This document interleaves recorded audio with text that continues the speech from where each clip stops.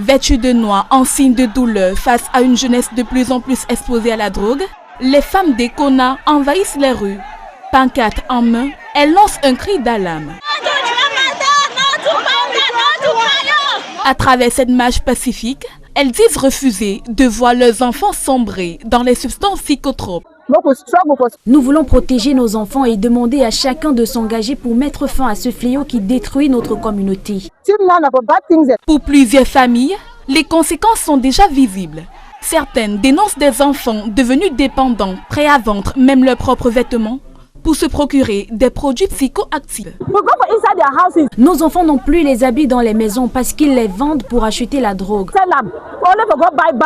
Au-delà de la drogue, les manifestantes interpellent également les autorités sur leurs conditions de vie. Dans cette localité affectée par la crise anglophone, elles dénoncent des cas de harcèlement dont elles disent être victimes lors des contrôles de sécurité.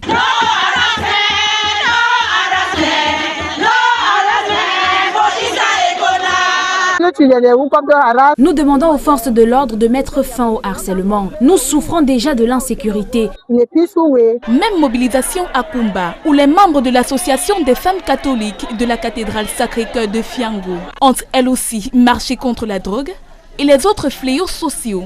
Elles appellent les familles à mieux encadrer les enfants et les pouvoirs publics à intensifier la lutte contre les réseaux de trafic. Un combat qui dépasse désormais les frontières du Sud-Ouest et se fait entendre dans plusieurs régions du Cameroun.